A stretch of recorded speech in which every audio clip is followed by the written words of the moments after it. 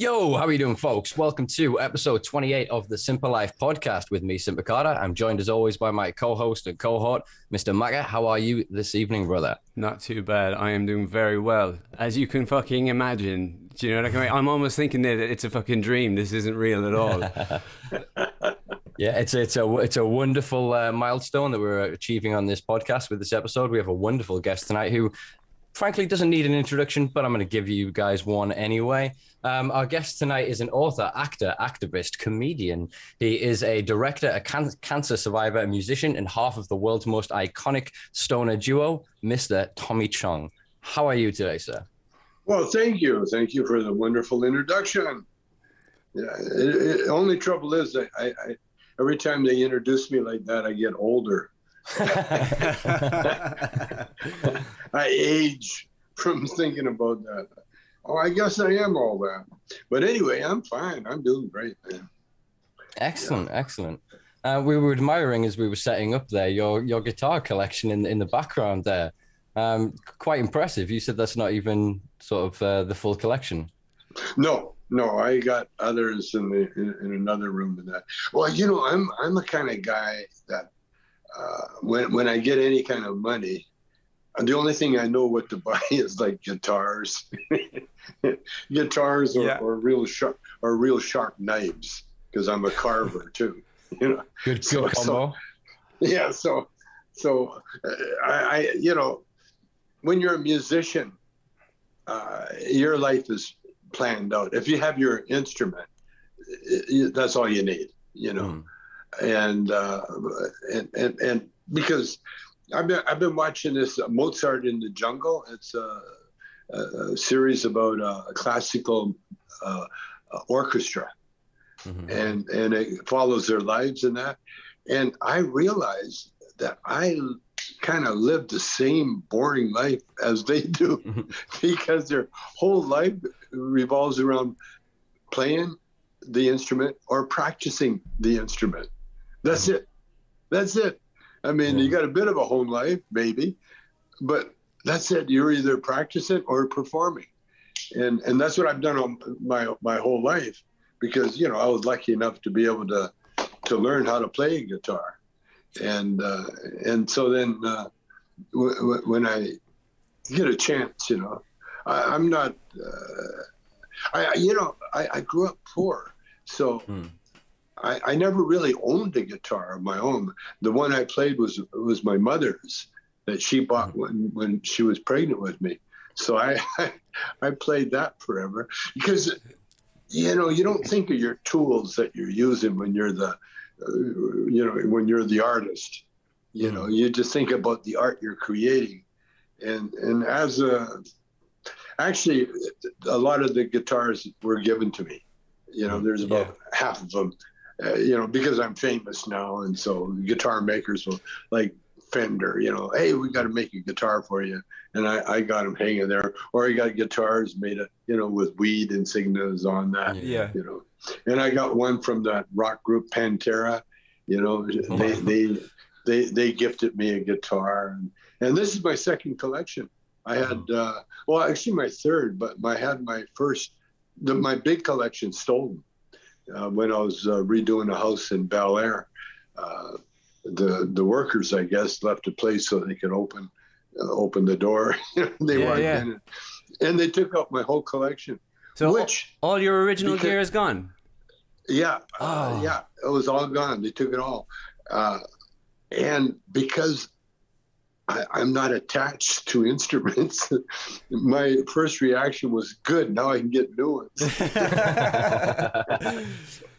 I'll tell you what, I used to be similar to yourself. I had quite a few in Ireland when I was growing up, and usually they were gifts, and they were sort of they were in, like, I remember being handed, would you like a guitar? It's a really good one.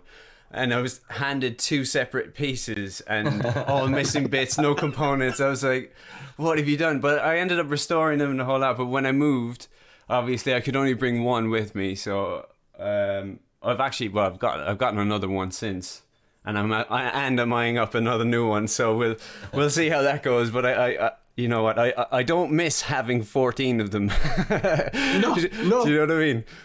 No, it's possessions. You know, as possessions, and the worst thing about possessions is that you got to take care of them. And if you don't, then they disintegrate or they leave. Yeah, no, I'm I could be a monk. I realize that, especially when I went to prison. You know, I had a bad half hour. That was it. Other than that, was the first night I was locked down. You know, you could hear the key turn in the door. You know, and you can hear that lock. And I got a little claustrophobic, and then it went away, and then I was fine. No, I could be a monk in a heartbeat, man. I don't mind, like, being locked down for this pandemic. I'm enjoying it. Oh, you know, all you need is a good camera with a micro lens. You know what I'm saying? Because there's such a world that we're living in, and if you stop and look around, whoa, there's still ancient civilizations under our feet right now, and it's crazy. And I've been watching what do you call it, on television, documentaries. Oh, I saw one on Laos, you know, next to Cambodia. Yeah. Oh, check it out. The Laotians, they've been under war for forever, and no one could conquer. And you know why? Because they live in the jungle and they live in the mountains. And so there's no flat plains, there's no you know, farmland or anything. There's jungle.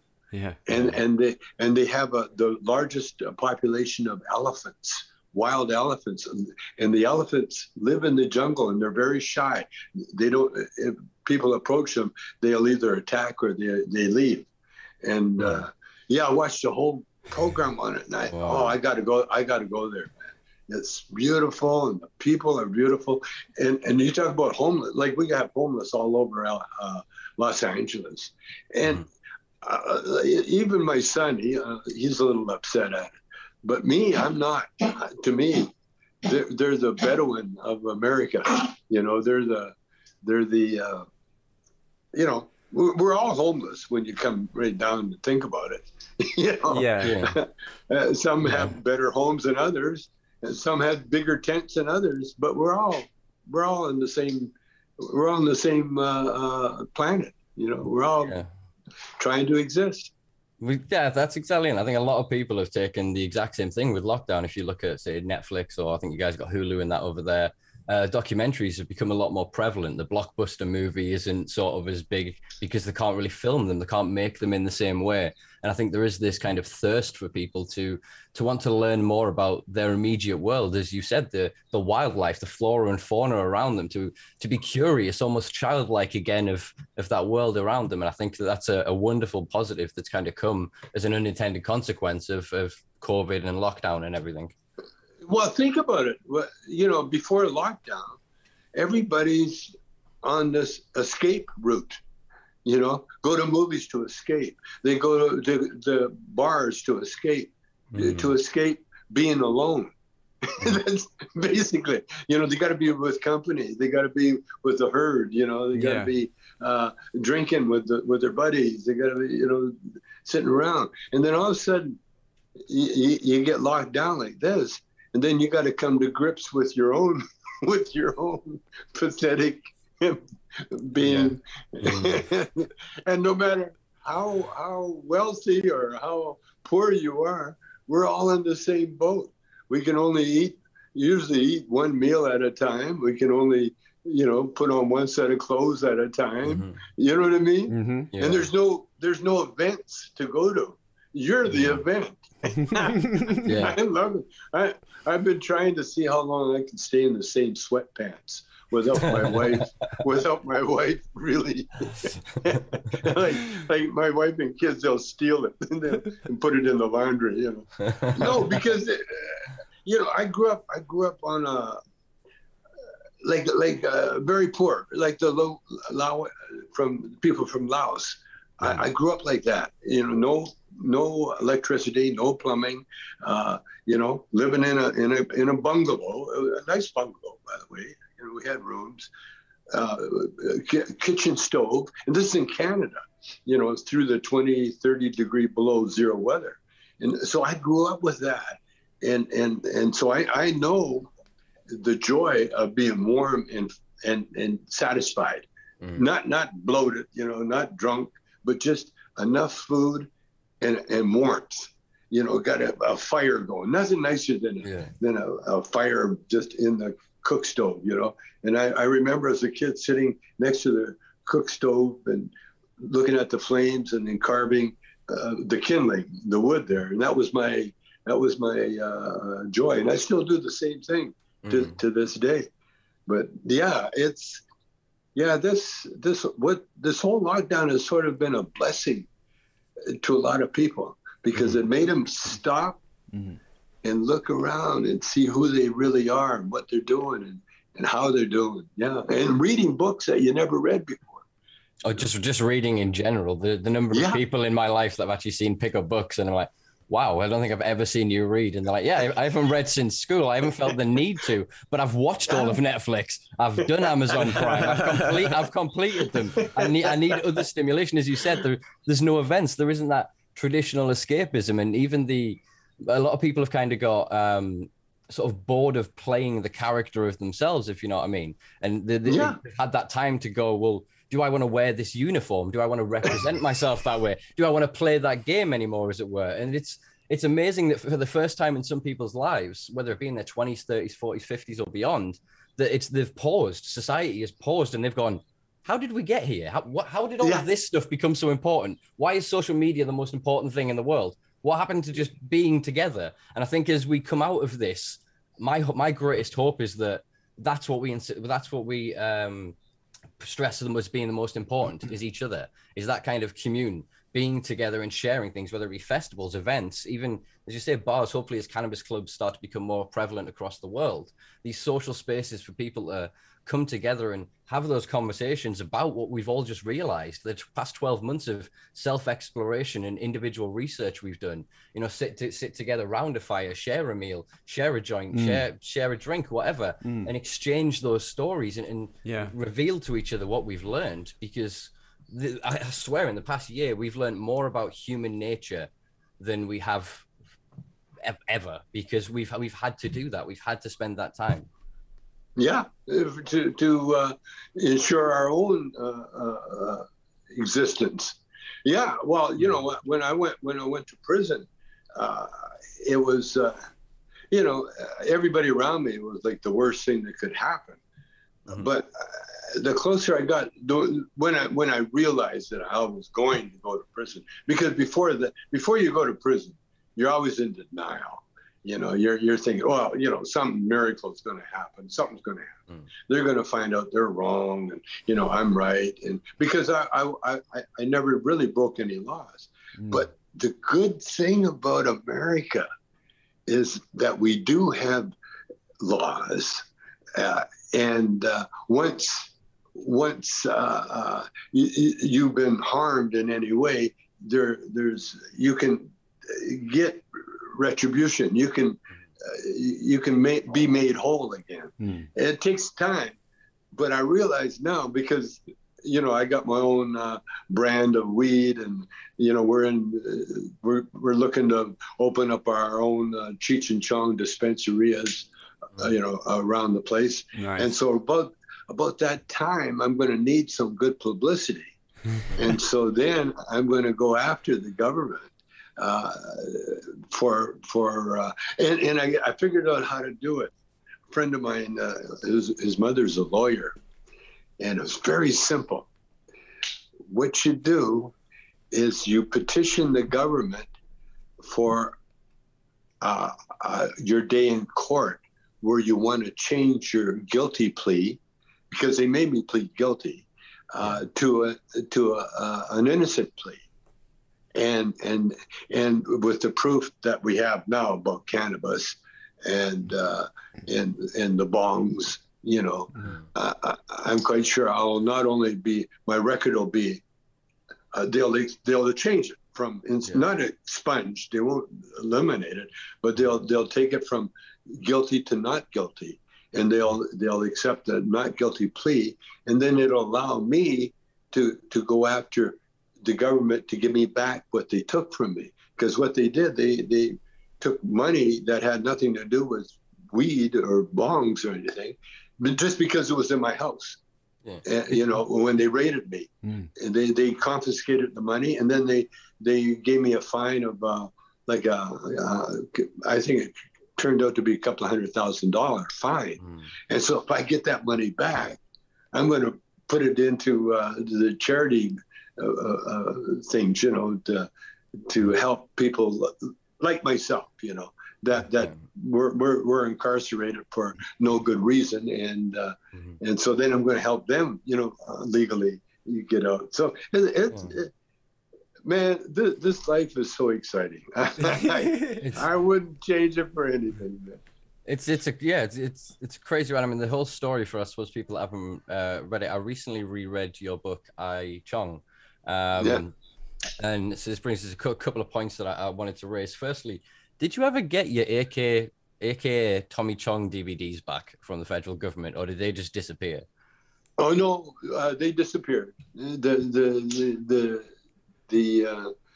gone. They're gone. Yeah, who knows? Yeah. You know, there's a black hole. You know, there'll be a box in a warehouse somewhere, long since forgotten about. Didn't they bury that ET game? They're probably in with that. Well, you know, they were so vindictive, because when they raided my house, then they went to the factory where we were making the bombs, and then they walked around breaking them, destroying them. Why? Now, but they did me a favor in a way, because they took out a ton of originals, and so now we're making originals again, and we're selling them for 2-3 times the price, because they're collectibles. So, you know, it works out. It all works out. Yeah.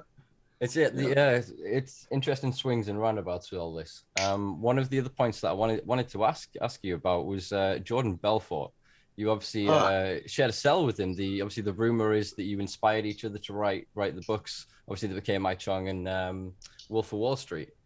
Yeah, well, I was writing I Chong when he joined me, and he would be off playing tennis, you know. And Jordan is such a genius. He's a genius, and he's on the wrong path, but you know, that's his chosen path. But he is a genius. He's the kind of guy, you know, that when he got money, he wanted all the trappings to go with it. Yeah. But he couldn't get around fast enough, so he learned how to fly a helicopter, and so he ended up being he is that kind of guy. You know, he needs a helicopter. Oh, I'll learn how to fly one. Unfortunately, it was why he ended up in jail, because he was under house arrest. See, the crime he committed was financial. And in America, especially in New York, there's a whole separate section for people that are in the finance area.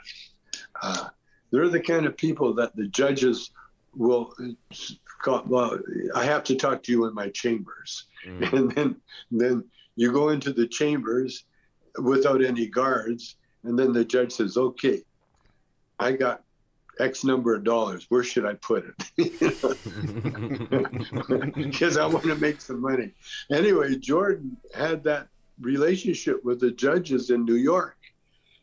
And so he was, when they caught him, the Treasury or the FBI, anyway, when they finally nailed him, he was under a bracelet. He was like a house arrest. Yeah. And the judges were working on freeing him. He would have been walking away free, but he couldn't resist. And he's a Quaalude junkie at the time, which are hard to get, but he got them because he's Jordan Belfort. So he got bored sitting at home in his mansion. So he got on his helicopter with some friends, and they went to Atlantic City to gamble. And so they're sitting in Atlantic City, and he's got a couple of babes on either side of him. And some photographer comes up, takes a picture, puts it in the New York Times or the Post the next day. And within hours, Jordan was back in jail. And then he ended up getting sentenced, I guess, 2 years. I think he got 2 years. And then he ended up out in California. They put him in the nicest jail they could find, you know. I mean, that's the way they treated him. And that's when I met him. But by the time I met him, I had connected with everybody in the prison that I was in.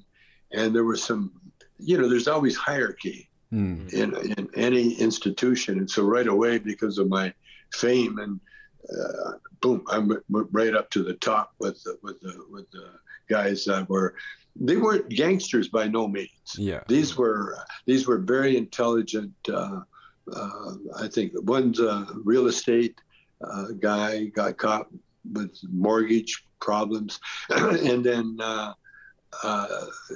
Eric Larson, who was a golf caddy for the pro golfers. Mark Calcavecchi was one of the guys that he caddied for. Well, Eric was like the leader of our posse. You know, he ran the garden in the prison, and the garden was only for people. What do you call it? The food banks. It wasn't for the prisoners. You would think the prison, you know, because they got the food and, you know, got grown in the garden, but no one was allowed to touch it except the people that worked in the garden, which I ended up symbolically doing because I didn't work at all. And so anyway, Eric would cook a meal every night. Eric and Andy, his partner, the real estate guy, and they would cook these phenomenal meals, healthy burritos filled with all the good vegetables from the garden and then some chicken from the commissary. And so we ate like literally like 4-star restaurant every night for almost, I spent maybe a month away from that kind of life because I wanted to try out the mess hall. You know, I wanted to feel the prison experience, you know? But I didn't have to. And we had a bank of, we would eat in the television room and would be empty because everybody's at the mess hall. We had a bank of televisions on the wall. It was crazy. And every Friday night, Eric would arrange for us to have ice cream and cookies. That was so. You were on holiday, man. for 9 months. 9 months. I lived like that. 9 months. Oh yeah, I had a barber cut my hair when I was going to be released, a Chicano, you know, and he was a professional barber. He took 2 hours. 2 hours just carefully cutting and combing. When I got out, I had a suntan. I had the perfect haircut. My wife was so impressed. I looked like I was getting ready to do a movie. You know? She goes, "Whoa!" She was because you got time in prison, and that's what you do with your time. You spend it. You spend it wisely. You get your books that you want to read, that you've been promising yourself you're going to read these books, or some of the classics that you know that you read when you're a kid, and then all of a sudden you got time.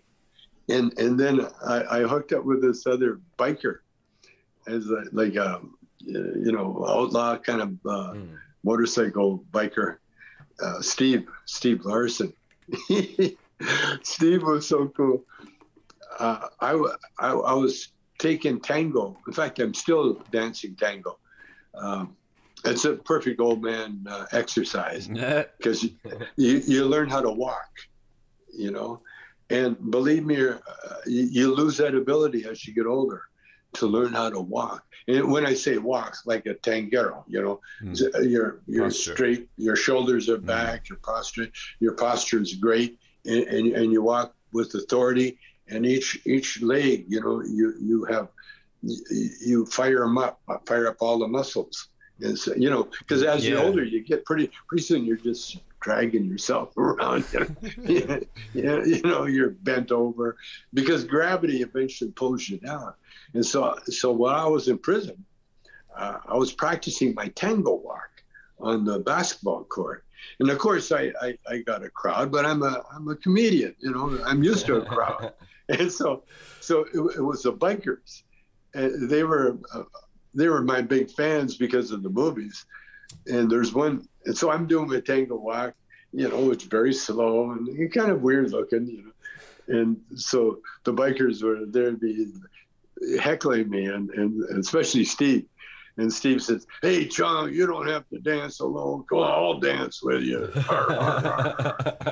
And so I didn't miss a step, man. I walked over to him with my tango walk, and I took him in my arms, and I was going to dance with him because men dance with men in tango all the time. No, it's normal. And he got all homophobic. He said, so we became best friends from that moment on.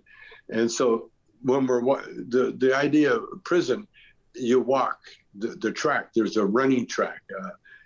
We had all the sporting facilities you could get in there, and we're walking the track every night. Everybody, all the prisoners, would get up and just walk around in a circle, like a gerbil run almost. And so Steve and I were walking, and I said to him, teach me how to do time, you know, because he had been in and out of prison his whole life. And so he said, okay, I can do that. And so the first rule of prison is you got to get involved in a game, some kind of game. That's why they play cards, because cards will just eat up time, or chess, or in our case, checkers, and or pool. We had a pool room there, and a bocce ball court. And so first I looked at the bocce ball court. I said, I've always wanted to learn how to play bocce ball. He said, well, I'll teach you. And he said, but you got to learn how to play pool. And I didn't tell him that I knew how to play pool. So I said, okay, so he's going to teach me. So I said, okay, so we're in the pool room and we're going to play a game. Okay. I still didn't tell him that I knew. Not only knew, but I'm from Canada, and the pool tables are bigger, and the pockets are smaller. Yeah. So you have to be more accurate. Yeah. And so we played a game, and I beat him. And he was like a pool shark, and he was trying to go easy on me because my first time. And so I beat him, and we had bet before we played the game. He said, "Okay, you bet." I said, "What do you bet?" He says, silly thing like push-ups on demand. You know, if you lose, he said, we'll play for push-ups on demand. If you lose, you'll have to do 20 push-ups whenever I tell you to. And I said, all at once? He said, oh, no, not all at once. You can do it one at a time, or you can do it 5, whatever. And so he explained that to me. I said, oh, okay, I'm in. So we played the pool game, and I beat him. He said, okay, rack it up. Let's go again. I said, no. I said, what? I said, done. I said, I'll never play. I said, no, we're done. I beat you. He said, yeah, but come on. You gotta let me play again. I never played with him the whole time I was there. He became my cheech when I was in prison. He became my cheech. I had more fun with Steve, man. And so we're walking to the track that night, and he's telling all the boys, the bikers, you know, and they're telling how I beat him and I won't play him again. and they're laughing like crazy. And I said, Steve, he said, what? I said, give me 2. And he goes, what? Give me 2. In front of all the bikers, he had to get down and 2 push-ups. And then he goes, let me do them all. I said, no. I kept 1 to 2. Oh man, for almost a month. It was and that's how you do time, right? We and then the other thing we did was in the evening. We weren't surrounded by a fence. We're surrounded by a chalk, line, a boundary line, and you couldn't go over that line, or the guards would come and you know, if you went over the line for no reason, they could throw you in the big prison, the real prison.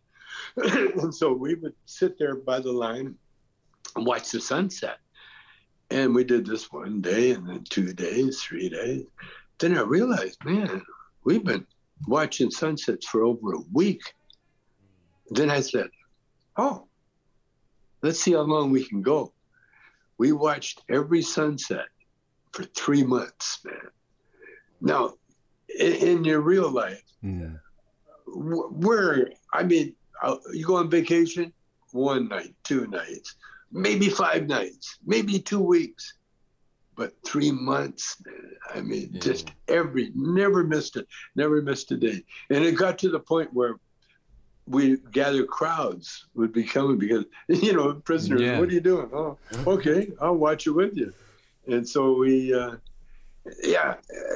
had, I had so many good times in that prison because I'm learning and I'm with people and I wasn't repenting, you know, I wasn't, you know, serving something for something serious, you know. Yeah. Well, exactly that. You were caught up in the circumstance of it. Ultimately, you were kind of screwed over because of your fame. I mean, of the, what was it, 55 people that were caught up in Operation Pipe Dreams, you were the only one who ended up serving time for it. And so it's kind of a twin thing that you were screwed for being Tommy Chong, but you were able to have that opportunity in prison because you were Tommy Chong. So it's the swings and roundabouts of it as well. Because you were saying before, obviously, with the brand that you've built with Chong's Choice, you are present in, I believe, every recreationally legal state in America. As you said, you're working on the Cheech and Chong dispensarias. I thought that's a beautiful way of incorporating the Spanish into it and homaging, as it were, marijuana and where sort of the heritage of America's cannabis culture comes from. I think that's something that's far too often whitewashed, gentrified, and rewritten by an overarching corporate machine that seems to be weaponizing legalization against the people. Well, you can't mess with pot. That's the whole thing. That's why it backfired on everybody that does, because it really is our connection with God. You know, that's one plant that goes right to the brain. You know, you eat it or smoke it or you inject it, whatever. It goes right to the brain, and the brain is your connection with reality, with life, and when your brain is calm, it can produce miracles because you're not in the way. Like this is what I found out over the, you know, just studying myself, you know, watching what happens, because, you know, I've been around long enough to say, well, you know, there's a time thing. You know, I've seen people that smoke it and you know, thrive, and I've seen people smoke it and then disintegrate. You know, it depends on where you're at with your life at the time. But when it comes to healing, especially with cancer, you know, because, you know, I had cancer, prostate, and the funny thing is with prostate, there's an old wives' tale, and I really mean old wives' tale, that cancer is a slow-moving prostate cancer is slow-moving, and you'll probably die of something else before you die of prostate. So therefore, we're not going to do anything. We're just going to keep an eye on it, blah, blah, blah. Bullshit. It is total bullshit. Was that said to you? Did somebody say that to you? Oh, my God. Yes. A doctor said that to me. Yeah. Oh, yeah, it's slow acting. You'll die of something else before that. How old are you? At the time, I think I was 69, something like that. And no, wow. Just we'll keep an eye on it. No chemo, no pills, no nothing. Just let it. Yeah. Next thing you know, I get rectal cancer. Now, I didn't go to that doctor, obviously. I went to a guy that said, okay, radiation, chemo right away. Boom. Chemo pills, but so I didn't lose my hair, but radiation for sure. And he says, while we're down there, we're going to radiate the prostate too. So boom. So they cleaned out the prostate, they cleaned out the thing. I got operated on. I got my plumbing changed, moved around. But it was the cannabis that enabled me to be calm, to keep everything calm, and let my body heal. Because that's the whole point. That's why doctors will sometimes put you in a coma to take away the active mind. Because the mind gets in the way if you're full of fear, or it's a fight or flight. Yeah. You either run or you stand there and fight. Well, with cancer, you want to take your mind out of it. You want to let the immune system handle it, because your immune system, you can't fight off anything. It can't fight it off if you're worried about something, because worry will put you in the fight or flight.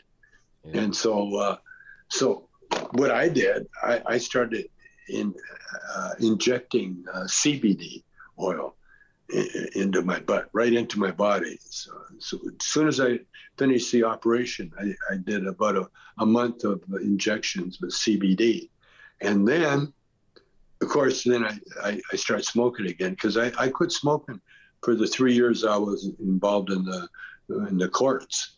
Mm-hmm. But as soon as I could start smoking again legally, because here's the thing: when you break the law, like I did, inadvertently, I didn't mean to. The only way you can not fight but survive is to be as clean as a whistle. Don't break any. There's no reason to break rules. There's definitely a reason not to break rules. Because I had when I was in prison, I was in there with very intelligent people. I was in there with a lawyer that was a speechwriter for Ronald Reagan. And the only reason he was in there was that he wouldn't turn on Marcos, the Philippine dictator. And so the government, U.S. government, put his ass in jail. And now he's a straight lawyer. He shouldn't have been in jail. And so when he got out that night, he thought he was free, but he was only out on, probation, basically. And so he took half a Valium. And then when he drug tested the next day, it turned positive. He's back in jail. They put him back in jail. And, that was like, when you see people that, like him, lawyers, they go to school, they spend money just not to go to jail. I'm the kind of guy that, so what? Yeah, okay, jail. All right, cool. Yeah. But these guys, and Cheech is like that. Cheech's dad was a cop. So Cheech was so proud that he never got in trouble, and he stayed away from the bad guys and all that. Oh, Cheech, I used to freak Cheech out all the time, because with me, going to jail was like, okay. I've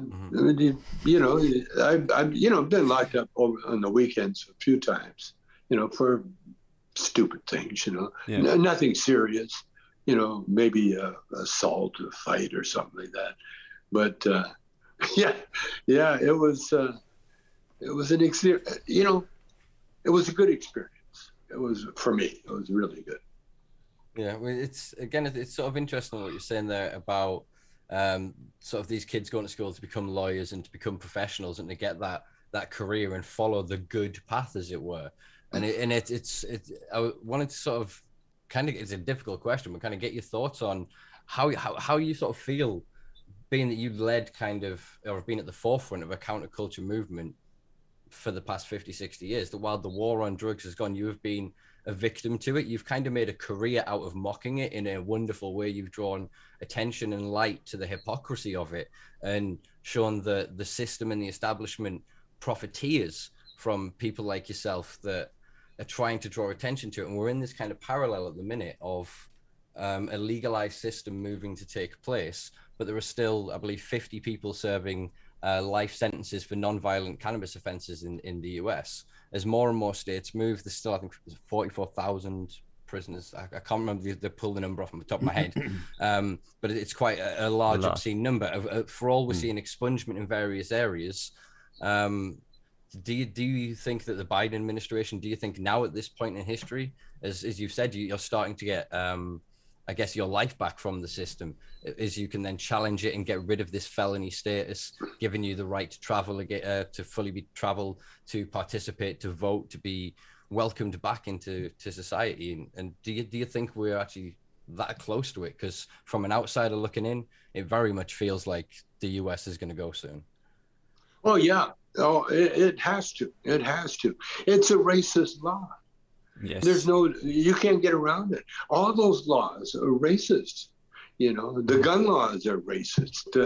All the laws, they're just pure racist. I mean, literally, you know, they're finding out now that there really is a bounty on Black people. You know, I mean, and there were with me. You know, my dad had to have a special passport because he was Chinese. He was born in Canada. But yet they made him have a special passport saying that he was Chinese. But see, it works. It flips. It works. See, you can't go against the truth. No matter what you do, the truth is so solid. You can't budge it, and you will hurt yourself trying. And that's what these people do. You know. Because, England was probably the home of racism. It probably started in England. Now, I understand, like I know Chinese history. The Chinese would be, it was a caste system. Always, the emperor was the top and the peasant were the bottom. But they never really had a thing for color because the Chinese never had color problem. And in parts of Africa, it was the Africans themselves, the Black Africans, that sold their lesser brothers into slavery. So there's a caste system around the world, and it's been here forever and probably still will be here. But in that caste system, that was the old way of doing things. Now we're coming where we're finding out that humans are a species, humans. And it doesn't matter what color you are, like birds. You can have different colored birds, but they're still birds. Yeah. Different sizes and shapes are still birds. I did a movie called Zootopia, and that movie was so eye-opening for me because it allowed big animals like hippos and elephants to have the same status as a mouse or a chipmunk. And when you translate that into human nature, that's what happens with us. See, for years, there's always been this thing against big people, fat people. They're in a special category. They're fat because that's because they eat too much, that kind of thing. And then you got skinny people that don't eat, and anorexia and becomes a disease. And it's a disease of racism because that fat shaming or skinny shaming is a form of racism. And racism is nothing but ignorance. It's total ignorance because color of a person's skin or the way they worship God has nothing whatsoever to do with anybody except the person that's doing it, And so people, it would like when they talk about equality, it has a hollow ring because we're not equal. We never will be equal. We're individuals. We're individuals.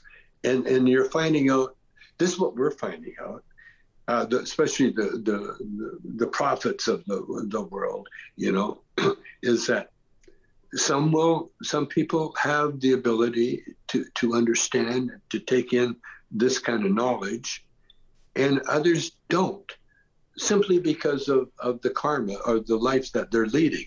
They're leading a certain life that it's only for a period of time they will be that person, and be it ignorant, racist, or dictators, or you know, army people shooting people, or whatever else.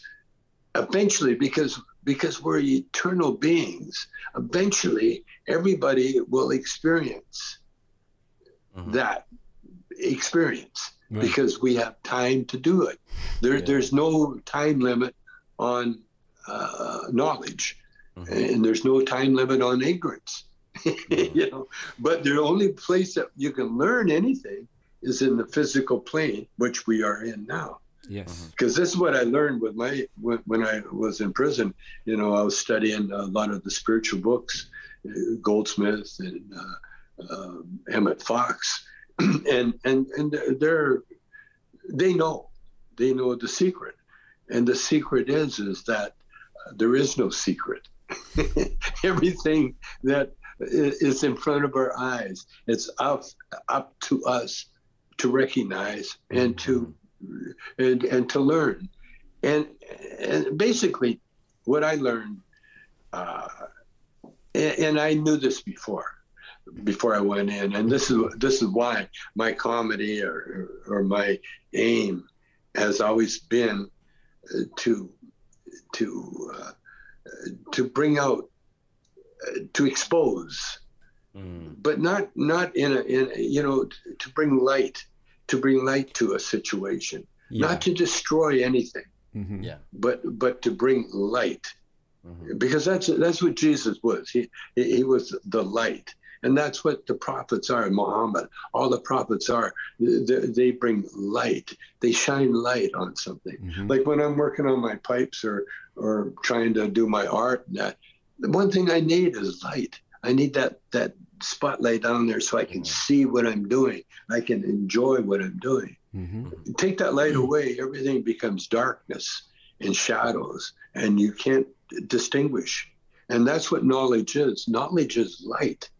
And when we get to the point, and we will eventually, individually we will, collectively we might, but eventually we all will, eventually. Yeah, it's as long as we're going to destroy ourselves along the way.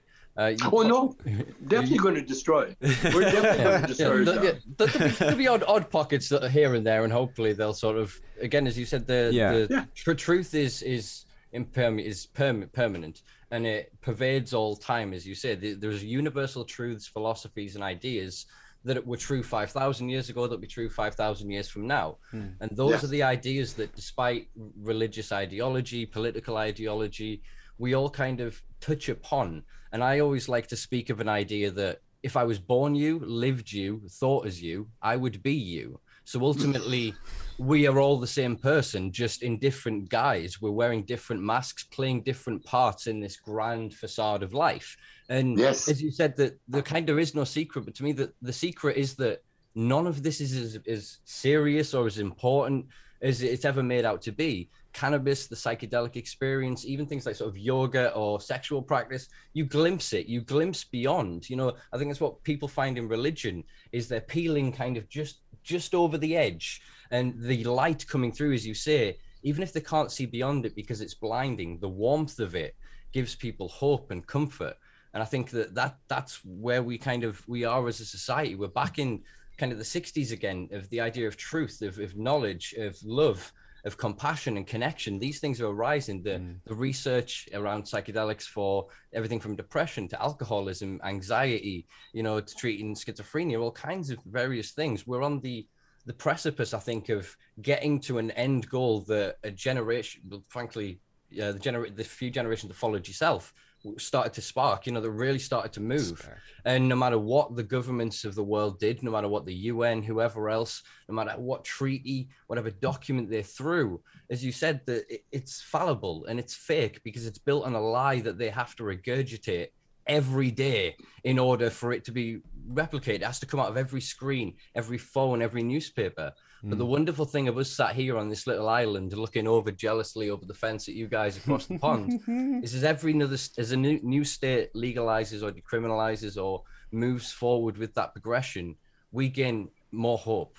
And I think the rest of the world does the same. They look at Canada, America, and sort of a few places around the world that are starting to really grasp that idea that it was entirely racism. If you look back to Harry G. Anslinger and sort of marijuana, when they put the H to a J to associate it more with Mexican immigrants. You then look at John Ehrlichman, the Nixon advisor, who openly admitted that they just wanted to associate blacks with heroin and hippies and counterculture with cannabis and criminalize them and destroy their communities. And they're still trying to do that now. So the last question I want to ask you really is, how do you feel kind of sat somewhere on that line of this, that I feel the system is trying to now co-opt legalization. So rather than then give us free reign and end that racism, that classism, that control of elitism and that hierarchy we speak of, they're kind of now trying to incorporate it. So they go, oh, you want cannabis? We'll sell you the cannabis. You want to make money off that cannabis? Give me my percentage. Here's 48 laws for you. Is it 48? I can never remember that number. 45. 45. Well, let me tell you what's going on here in America. Yeah, it's illegal, but also the cartels in Mexico, they got farms. They got farms in America. Yeah. And because it's legal, the cops aren't raiding them anymore. And so the cartels are growing just as much weed as they need to sell on the black market that they always did. And so we live together. You know, we're cohabitating very nicely. And as a result, I think less people will be murdered because of the cartel thing, you know, because that's wild, wild west, you know, when you're talking, it doesn't matter what drugs they're selling, coke or whatever, you know, if it's being sold by the cartels, it's there. But you're right. See, the thing is about marijuana, and I laugh all the time, you know, when they get with these packaging, you know, where the children-proof packaging and that. And back in the day, it was a baggie, not necessarily plastic, sometimes brown bag. And all you have to do with marijuana is let it grow. Yeah, give some to the insects. They got to live too. Then take the best of the best, dry it, make sure you dry it. I learned that lesson. and then you take what you need, and that's it. And so what they try to do, and I love in America, they got strains, you know, purple thunder this or something that, and all these strains. They asked me, what's your favorite strain? I said, I like marijuana, cannabis, and weed. I think that's my favorite, my three favorite strains, you know? because it's just weed. And they said, well, I like this. You know, MedMen, which they're having financial trouble now because they went into that mindset, you know, all make a lot of money and you know, try to fool the people and tell them, oh, this will make you smarter and this will make you dumber and whatever, you know, they have all these different strains. This will help you with back pain, and it's all bullshit, man, because everybody's different. You don't know why they got a back pain. It could be sitting wrong, or it could be a spinal infection. Who the fuck knows, you know? So everybody's learning, you know, and they're learning, and basically, what'll happen when we finally get it, all it has to be is rescheduled. That's all. Right now it's Schedule 1. Yeah. And they've got it in Schedule 1 where it has no medical use whatsoever. Well, I think we've kind of blown that out of the water. You know, I think we figured out when it can help with MS, with depression, with alcoholism, with opioid addiction. It can help you with all these things. And especially during the pandemic. Yeah. You know, bars are closed, pot shops are open. Yeah, they became essential business. That tells you everything you need to know. You don't need to know anything else. Now, as far as the money goes, well, the more the government nails you for taxes, the more the black market's going to thrive. Now, you got a choice. If you want us to go straight and pay your taxes, then don't tax us. You know, tax us a little bit, a few pennies, and those pennies will add up. Especially when the cartels will have to go out of business because they can't compete, you know, because it's all about competition. That's America's built on competition. And so we're in a perfect situation. We're in a no-lose situation. We can't lose because we proved our point, you see. And all they have to do is look at statistics. Okay, since we've been locked down, how many people died of drunk driving? You know, I think that number is right down. But on the other hand, how many people found time to read, exercise, take care of their bodies, look out for themselves? I found out just today that my CBD, Nice Dreams, helped a guy lose 45 pounds because he was on a fast, and all he did was drink CBD oil, Nice Dreams, and it gave him energy, and now he's 45 pounds later, and that's going to happen. No, we're on such a good track because, and I was thinking when you were talking there, I'm looking at my cell phone because I always lose it, especially with these Zoom calls, you know, because I'll forget that I got it in a case, and I'll be looking around all over for my phone. but it's the phone, this little thing here, that changed everything. Now we can talk. Before we couldn't talk. We couldn't do this here. We had to go to some TV station or some radio station and then hook up, blah blah blah. Now we there's so many people we don't need in order to get our point across. And that's recording, that's music, that's movies, that's television, that's documentaries.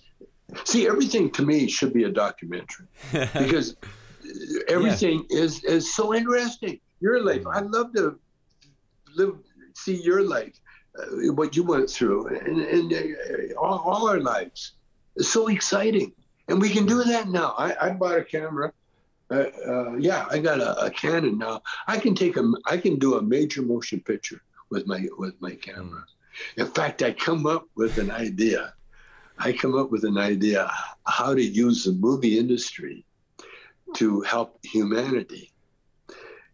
See, a movie company, they're probably the most intelligent force on the planet. Right. And I'll tell you why.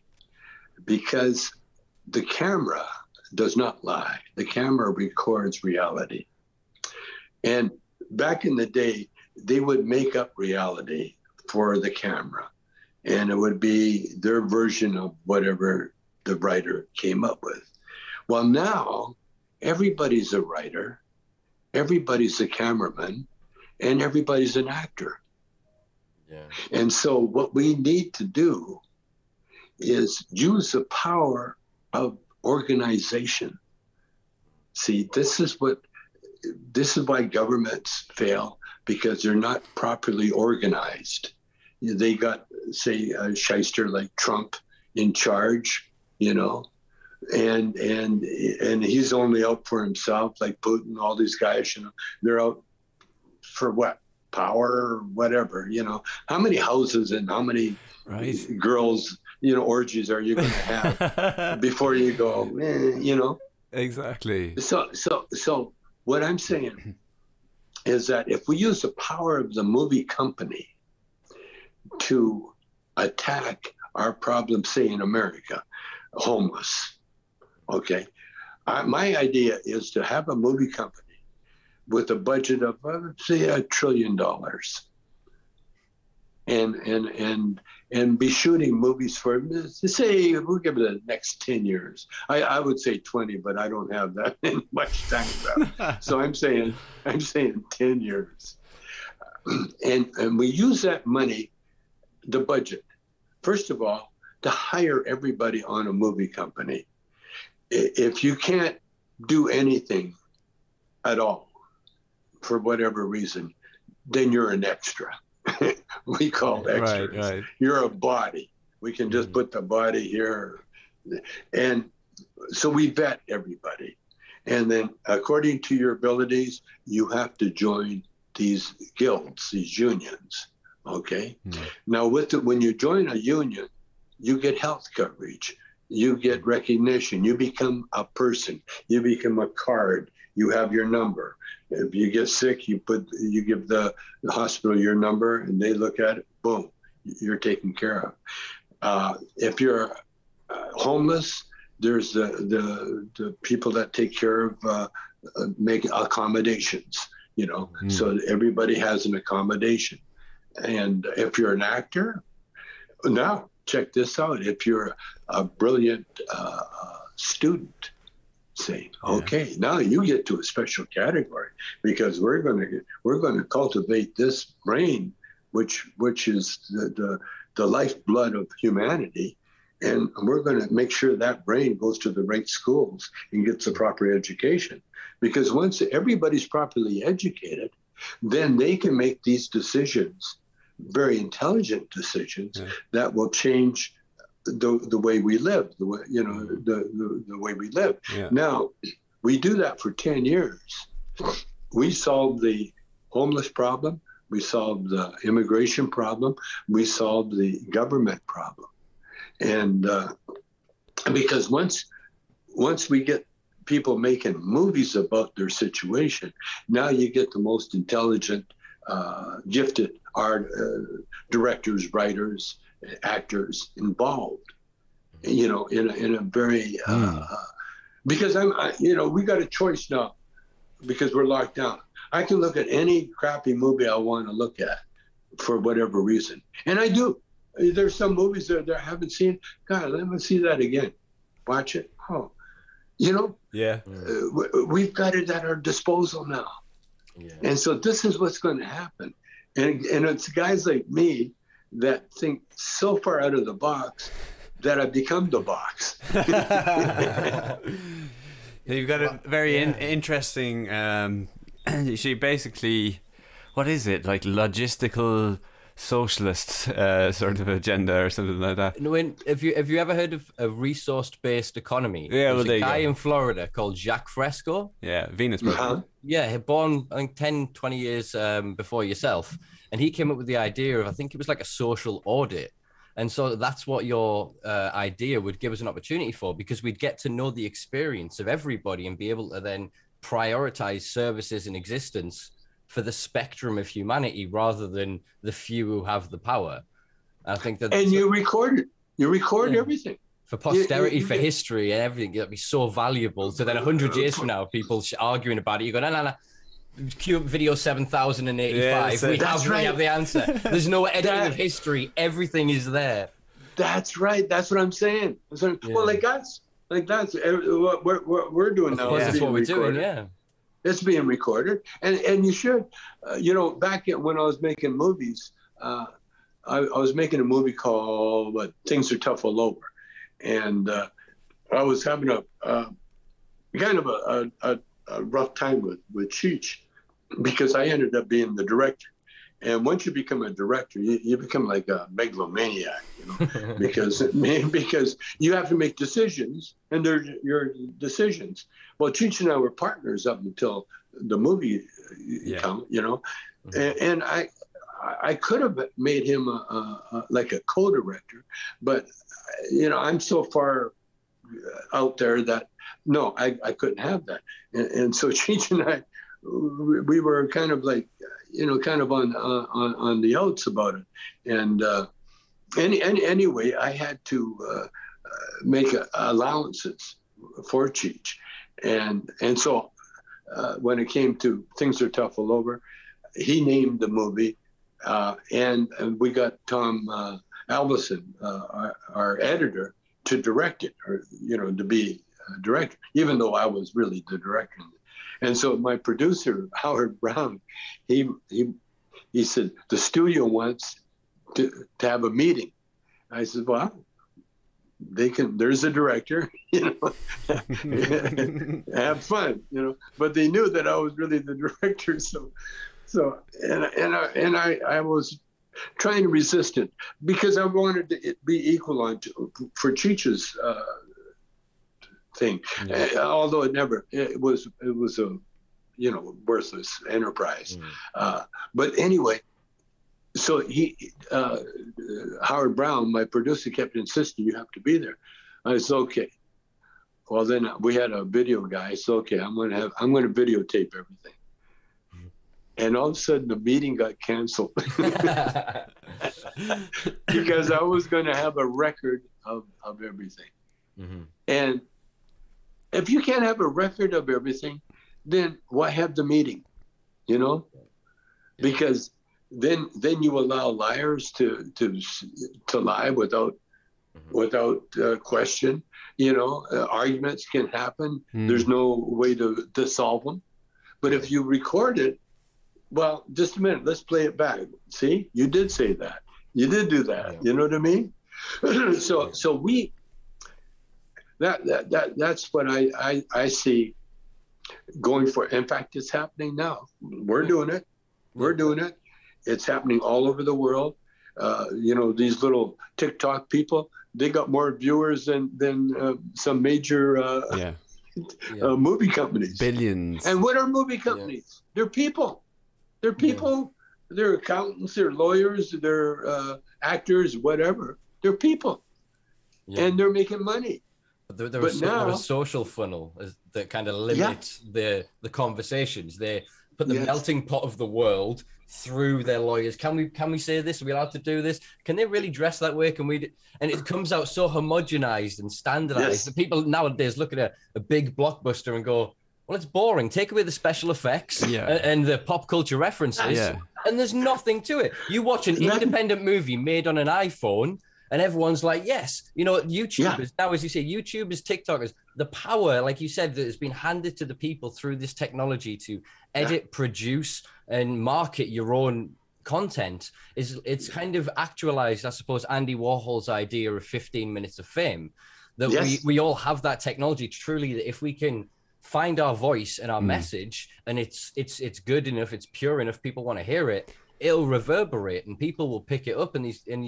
As you said before, there are literally 14-year-olds on TikTok that have larger followings than most of, say, major sports.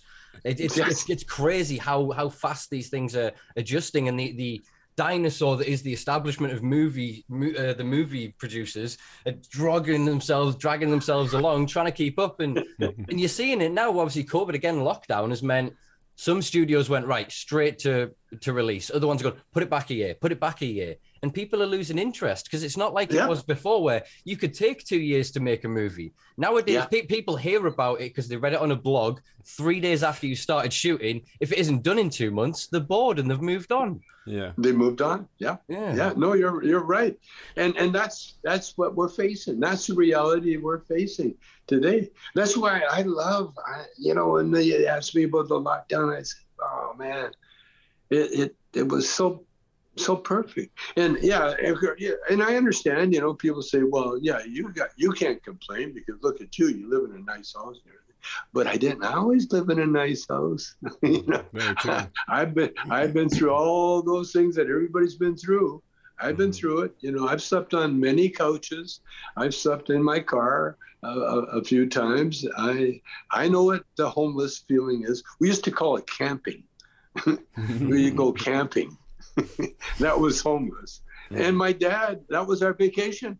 We'd go camping, and that I really got to, because my dad, when we grew up, we never had money. Well, you know what? I now realize why. He was a gambler. Right. See, gamblers don't spend. they either lose their money or they win more money so they can lose more money, but they don't spend, they don't buy, unless it's something that they can throw in the pot, like a diamond ring or a Rolex watch, And so that's why my dad, he was, kept us kind of very honest, part native all our lives, or, all our young lives. And I love my upbringing. Back in the day, I used to hear old people talk, well, when I was young, I had to walk a mile, but I'm that old guy now. And the reason that we're like that is that was the best time of our lives. We never knew it, because when you're out there on your own, you're surviving. You're aware of your surroundings, You're not just looking to see where your mother is. You know what I mean? You're looking around. You're kind of, you got to remember where you, if you got to go back that way, you got to remember where you are. You got to be aware of your where you're at. Kids now, the modern kids are used to, not so much now, but back when you drove the kid to school and they were always protected from everything, and they were the ones that end up going crazy when they had a chance, when they became of age. They're the ones that, like with me, I used to let there's a thing in Japan they call stolen lessons. When a master carver hires an assistant, what they used to do, and probably still do, they would not let the assistant touch any of the tools. The assistant's job was to sweep and to clean. Now, and the assistant, if the assistant was going to become anything, he would do what they call stolen lessons. He would defy their master's order. And then when they weren't looking, he would take the tool and use it. He would, but it was the master's way of seeing who had the ambition, the drive, the desire that would break laws to do what they had to do. Yeah. The ones that would just sweep the floors, well, that's what they did the rest of their lives. They just swept the floors. But the ones that would steal the thing, and that's very good. That's, I like that. That's good for us. Yeah. I like that. Yeah, it's true, as you say, culture today, we kind of, as a consequence of almost being over-informed, we're trying to mollycoddle and overprotect. We're going, because this can happen, everybody needs to prevent it. So instead of living in a world where, say, we know people have peanut allergies and we label everything with warning contains peanuts, we now live in a reality where if that came true today, they'd go to war with peanuts. Nuke the peanuts. Yeah, exactly. Instead of, as we said before, accepting that wonderful melting pot of human existence that incorporates every size, shape, color, belief, language, and anything you can imagine, and they're trying to draw the straight parallel line through everything and go, that's what a good person is. You have to meet this criteria. We're going to measure it by all means of science. We did this 100 years ago, and they called it eugenics. So we have to be very careful of where we're going in society. There has to be this kind of space for free conversation, for free exploration, debate, and discussion of alternative ideas. If we just allow a standardized corporate-owned media system to say this is reality, and if your life doesn't reflect it, it's your problem, then we wonder why those kids, as you said, they go crazy when they're given the chance. Their moms, their dads, their siblings, their schooling, everything teaches them this is reality, this is reality. Then they come of age and they step outside of it and they go, well, what the hell is this then? And no one's got any answers for them. What else? They go, there's drugs out here. You said the drugs are bad and you'd eradicated them. You know what I mean? There's gambling out here. You didn't tell me about this. There's taxes. You definitely didn't tell me about that. You know what I mean? And you end up stuck with this mental juxtaposition between the expectation of what the Western society says this is what reality will be and the lived experience. And now you can see why so few people around in the Western world vote, take part in the system. They're disenfranchised by the fact they don't see themselves represented in it. Well, they're disenfranchised, but they're also distracted. God, yeah. See, that's what they do. That's what civilizations do. Here's the movie. Here's the latest thing, and the Academy Awards. We're going to give the award. Who's going to win? They're always looking for the winner. There's winners, and you want to be a loser, but you want to be a winner. They always throw that thing. Like I'm starting a podcast, and so my son, we had one before, and so I was thinking, how to attract. Well, the best way to attract listeners is to give them something. Yeah. And sometimes it can be money or physical things, because people, that's what attracts them. Well, like fishing, you throw a hook out there with no bait on it, you'll be there forever. But you throw a hook out there with a little food on it, and there's some boom, you got somebody, you got a hit.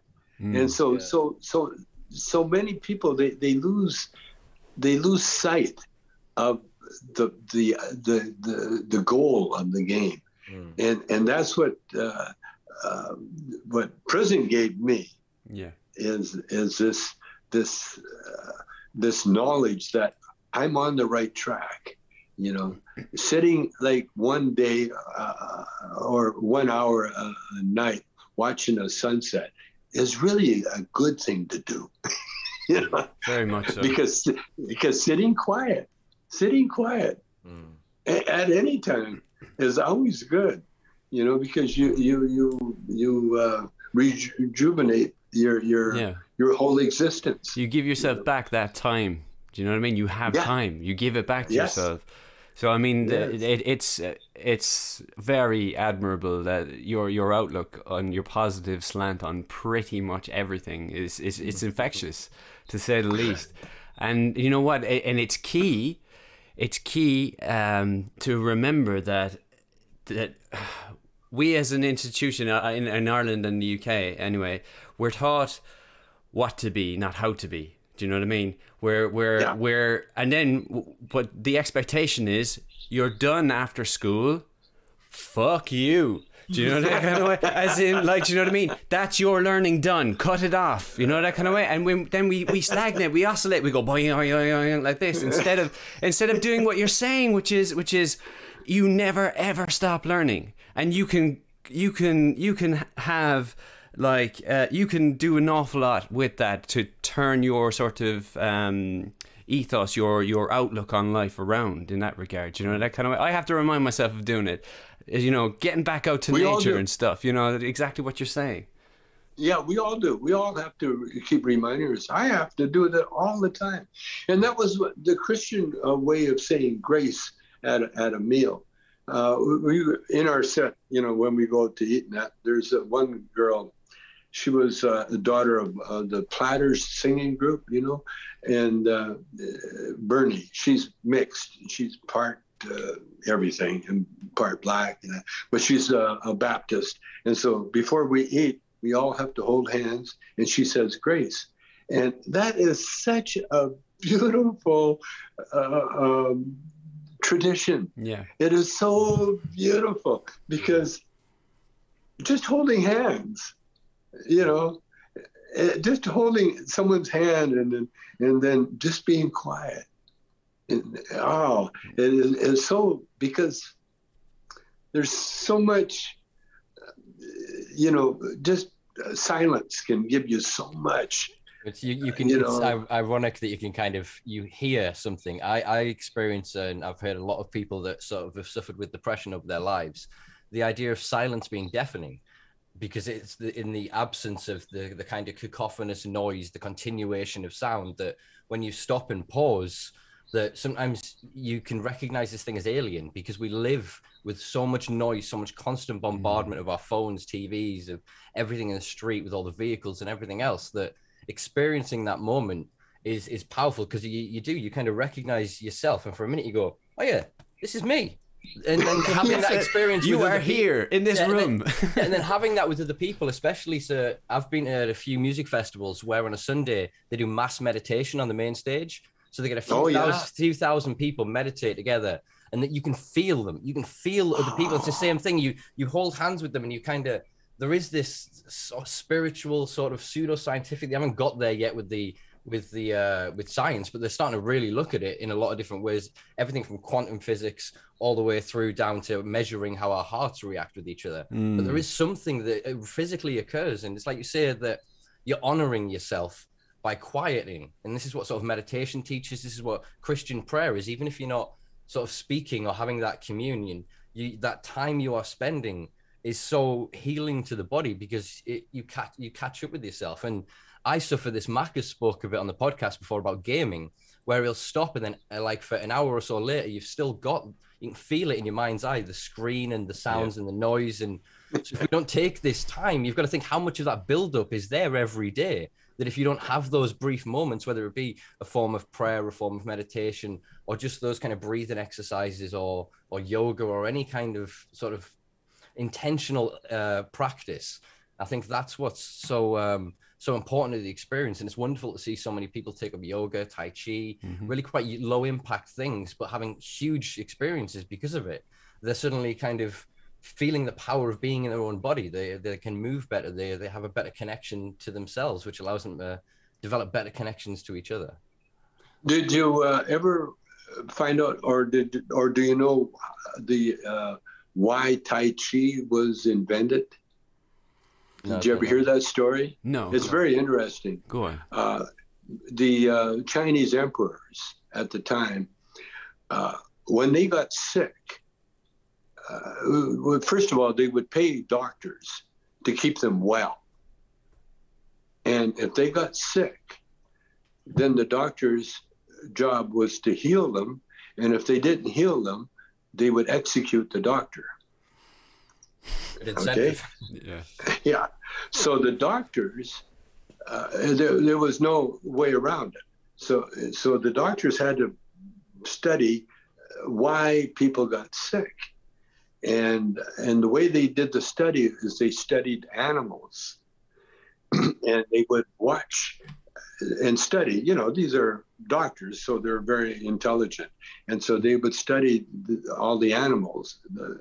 And what they would do, you know, how they reacted. And so they found out, for instance, that the duck would be in the water, and all of a sudden, for no reason, it would ruffle its feathers, you know. And so the doctors realized, they were studying, and they realized that when they did that, what happened, there was some sort of energy would build up.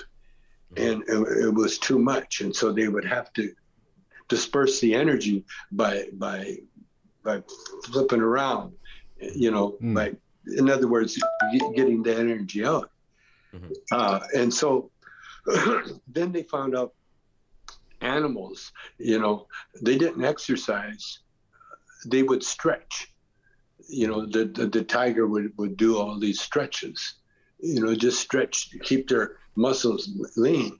And then they studied water, and they found out that as long as the water was flowing, it was fresh and clean and sparkly and good. The minute it stayed still for any length of time, it would become stagnant and dangerous. It would be filled with disease. And so with that, they developed ways to move the human body, like the animals, like the fish, like birds, and like cats. And so every Tai Chi move is like either a bird or a monkey, and then they use that energy for it turned from Tai Chi into karate and into martial arts, because they could marshal all the energy into, say, a strike, a blow. And so what they found more than anything, it was the circulation of the body. In order to keep health, to stay healthy, you had to exercise, but not so much strenuous. You had to do exactly what the Tai Chi people do, and that's how that came about. But it was the emperor saying, if you don't make me better, boom, you're done. That's a hell of an incentive that moved forward medical knowledge. That's it, yeah. Bloody hell. But it's almost like just getting rid of anything that's sort of blocking, you know, that kind of way. It's a way of sort of freeing up the channels so that the dispersion of your entire energy is balanced, almost, I guess. Yeah, and it gives you balance. Tai Chi gives you balance. So like I'm doing Tango, like I said, and it's my Tai Chi background that helps me understand. Because with Tango, the man has to be in perfect balance at all times. You can't be off balance at all, ever. And so that's why I can practice it alone, like Tai Chi, only do it with music. And the reward is you get to dance with the most beautiful women on the planet. As we have seen. I'll tell you what, I wish I was able to dance like you. I fear that we've taken quite enough of your time as it is. Well, I'll tell you guys, I tell my sons this all the time. Learn Tango and you will be so popular with the females, I'll tell you, because all females love a man that can push them around in such a way. Men love that too. In such a way that they look beautiful. Ooh, see? I see where you went with that. Yeah, that's what it is. Yeah, wonderful. As Maka was saying there, Tommy, I think if we've probably taken up enough of your time, or can you give us a little bit more? Actually, I got to go. I've got another thing to do. No worries. No worries. Thank you very much. We'd love to have you again as a guest in the future, because we covered quite a lot of topics, but there's still quite a lot of questions. I'd like to pick your brain on some point in the future. Anytime, man. I'm always available. It's been excellent. It's been a privilege and a pleasure. Okay, thanks, guys. Man. Take care. All the best, Tommy. Peace and love, man. Well, that was fan-fucking-tastic. I thoroughly enjoyed that. My jaws are actually hurting. I'm here from smiling. I kept having moments of just going, holy shit. Because again, in my head, I didn't get to bring it up there, but my introduction to Tommy Chong was Leo in That 70s Show and the Squirrel Master in fucking Half Baked, you know, the Dave Chappelle movie. Yeah, I have. I love Half Baked. My first, actually, funny enough, I think experience with Tommy Chong was surfing. Do you remember Bravo? Fuck yeah. Yeah, so I would have been about 12 or 13 trying to see, boobies on telly. Yeah, it's pretty much it. Yeah, scantily clad women. Not understanding any of the fucking references at all, you know, that kind of way. So I remember seeing Up in Smoke in that regard, and I loved the band scene. I mean, that's just fucking iconic, isn't it? It's just, but I didn't understand it at the time. Oh man, that was great. I mean, I was shitting a brick at the start, and then he's so infectious that he's just so chill. So it brought us down, man. You know, that kind of way. It was great. It was really, really great. To a point where I'm going to suggest that we do some housekeeping and maybe do 5-10 minutes on a live and decompress. What you think? On a live. Or we could just do a 5-10 minutes here for the Patreon subscribers. This is a call to action for people to say, do you know what? That might be a good idea. Let's be mean about it, especially on the whole Tommy Chong episode, right? We're going to continue talking about this for about 5 or 10 minutes, but you can only get it on Patreon. Ha ha ha ha. I'll echo that, but slightly less maliciously there, folks. Obviously, we need to kind of push the Patreon because it helps us get these kind of level guests. Some of them, unfortunately, won't always give us their time for free, nor will we be able to make it worth their while otherwise. So anything and any donations that kind of come in through Patreon do help us with that. As a kind of reward, you get early access to blogs that go up on thesimplelife.com. You also get early access to the weekly episodes, such as the one you've just viewed or are currently still viewing. Hopefully you're here still at the end. We're trying to produce, as we're about to say, more behind the scenes content and extra content for you folks as a way to incentivize people over onto Patreon. like I said, as a way just to grow the platform, to grow the channel. We're not in this for the fucking money. We're never going to make silly fucking money out of this, but we love what we do, and we're getting the opportunity to have these bigger guests and have these better bigger discussions and create that better content. You know what I mean? So anything you can do to support, guys, please do. Yeah, as always, you can find us at The Simple Life. We are on Twitter, Facebook, Instagram, as well as at The Simple Life Podcast on Instagram. You can also find us on Spotify, Apple, Google, Anchor, Podcast Addict, and all of those good places for all of your audio only goodness. Do check out and subscribe to the YouTube channel for weekly episodes. And like I said, if you can find us over on patreon.com/simplelife, you will get exclusive early access to all content, including getting to vote on the higher levels on what guests that we can have next. So thank you all for joining us, folks. Go to simplelife.com as well, which I'm showing you right now. There are some cool blogs and podcasts. You can read this week's Last Week in Weed as well, which is quite interesting. I just said cool blogs and podcasts. That's sort of blowing smoke up my own hole there, isn't it? Because we're the only one that actually are on it. You know, that kind of way. Not that I think we're any good or anything. Yeah, we have our audience. We have our audience, and they're growing and building. And a few little teasers, guys. We do have some very, very interesting potential guests coming. I am surprised beyond measure the people who are actually responding to me at the minute as to whether they'll be interested to come on our humble little podcast. I do not know, but you know me, you know us. We like to punch up here at The Simple Life, so we're going to keep going and keep pushing. So on that note, you got any final words? Yeah, just thoughts? I think that I think The Cure stopped being a band for a while when they hit their first #1, because it was like, well, what else do you need to fucking do? Do you know that kind of way? No, seriously, #1 done. It's done. It's done. Why the fuck do you need to do anything else? So I think, if our #1 would be for me anyway, if we were to get fucking Jeremy Corbyn on this, I think we should just kill it. Done. It's the last episode.